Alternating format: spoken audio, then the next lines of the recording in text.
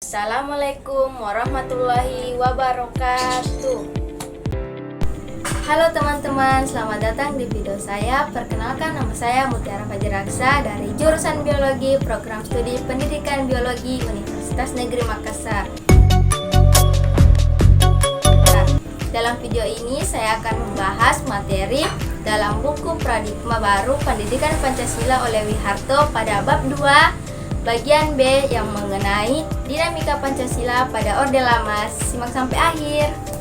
Periode Orde Lama berlangsung antara tahun 1959 sampai 1966, yakni saat kepemimpinan Presiden Soekarno, yakni ditandai dengan berlakunya kembali Undang-Undang Dasar Negara Republik Indonesia tahun 1945 melalui Dekret Presiden 5 Juli 1959. Periode ini juga dapat disebut masa demokrasi terpimpin. Pancasila banyak disebut dan dikemukakan oleh Insinyur Soekarno, misalnya pada saat pidato pada tanggal 17 Agustus 1959 yang dikenal sebagai Manifesto Politik dan sebagai pertanggungjawaban atas Dekret Presiden 5 Juli 1959. Pada masa itu, Soekarno mengenalkan Pancasila sebagai landasan ideal dan pemerintahan yang berdasar Undang-Undang Dasar Negara Republik Indonesia tahun 1945 sebagai landasan struktural dari tujuan revolusi Indonesia. Tema revolusi nasional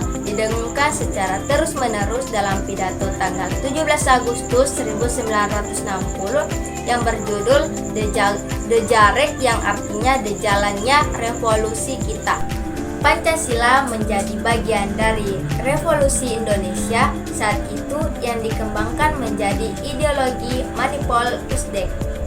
Dalam mengimplementasikan Pancasila, Soekarno melakukan pemahaman Pancasila dengan paradigma yang disebut Usdek. Usdek itu singkatan dari Undang-Undang Dasar 1945, Sosialisme Indonesia, Demokrasi Terpimpin, Ekonomi Terpimpin, dan Kepribadian Indonesia. Pancasila banyak ditampilkan pada saat membahas mengenai kepribadian nasional. Dalam pandangan kebangsaan, dikemukakan kritik-kritik terhadap liberalisme, sistem demokrasi barat, dan gerakan separatisme. Pancasila dipertentangkan dengan hal-hal tersebut. Pada masa itu pula, Insinyur Soekarno berhasil membawa Pancasila dikenal ke dunia melalui pidato di hadapan Sidang Umum PBB tahun 1960 yang berjudul Membangun Dunia Kembali.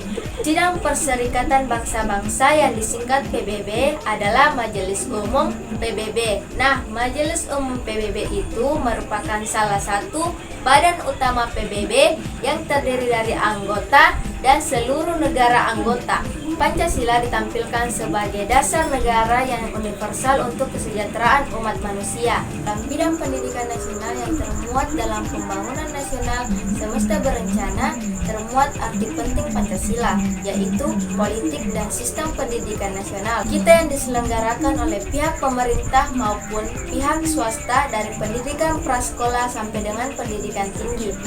Upaya melahirkan warga negara Indonesia yang berjiwa Pancasila ialah yang pertama ada ketuhanan yang Maha Esa, dua kemanusiaan yang adil dan beradab, yang ketiga ada kebangsaan, yang keempat kerakyatan, dan yang kelima ada keadilan sosial. Pada pelaksanaan demokrasi terpimpin, justru terjadi pelanggaran terhadap Undang-Undang Dasar 1945 dan pemerintah cenderung menjadi sentralistik.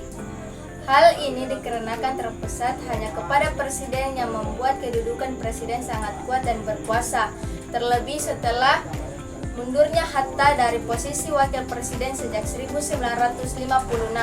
Kedudukan Pancasila pada Orde Lama kembali terancam dengan terjadinya peristiwa gerakan 30 September 1965 yang melibatkan orang-orang PKI dan sebagian militer sebagai pelakunya. Tragedi gerakan 30 September 1965 sekaligus menjadi awal dari akhir rezim Orde Lama pemimpin Soekarno yang kemudian diganti Orde Baru sejak 1966. Demikian, penerapan Pancasila semasa rezim Orde Baru di bawah komando Soeharto sebagai Presiden Republik Indonesia pun tidak berjalan baik-baik saja. Kerap terjadi penyalahgunaan yang dilakukan penguasa demi kepentingan politik. Nah, itu saja yang dapat saya sampaikan dalam video ini yang mengenai dinamika Pancasila pada era Orde Lama. Terima kasih sudah menonton sampai akhir. Sampai jumpa. Bye-bye.